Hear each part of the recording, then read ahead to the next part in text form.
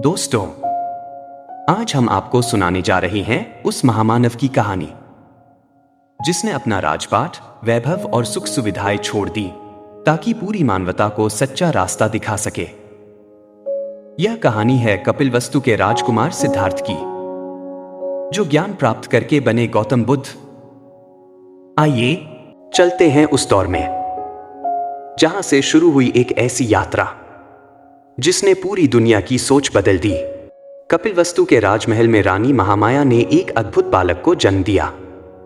ऋषियों ने भविष्यवाणी की, यह बालक या तो चक्रवर्ती सम्राट बनेगा या फिर एक महान सन्यासी। सिद्धार्थ का बचपन राजमहल के सुखों में बीता, चारों ओर वैभव था, परंतु उनके मन में हमेशा एक सवाल उठता था, जीवन का असली अर्थ क्या है।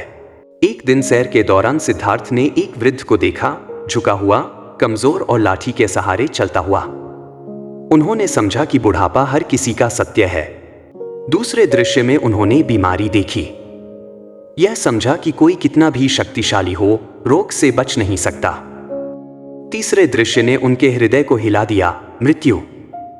उन्होंने समझा कि जीवन का अंत निश्चित है। चौथे दृश्य में उन्होंने एक सन्यासी को देखा। उसके चेहरे पर अद्भुत शांति थी। यहीं से सिद्धार्थ के भीतर सत्य की खोज का बीज अंकुरित हुआ। एक रात सिद्धार्थ ने पत्नी यशोधरा और पुत्र राहुल को अंतिम बार देखा और मानवता की मुक्ति के लिए राजमहल छोड़ दिया। यह था उनका महाभिनिष्क्रमण। वर्षों तक सिद्धार्थ ने कठोर तप किया। शरीर हड्डियों का ढांचा मात्र रह गया, पर सत्य अब भी दूर था। गया में बोधि वृक्ष के नीचे उन्होंने संकल्प लिया, जब तक सत्य न मिले मैं उठूंगा नहीं। मार के प्रलोभनों को उन्होंने जीत लिया। प्रभात होते ही सिद्धार्थ को ज्ञान प्राप्त हुआ।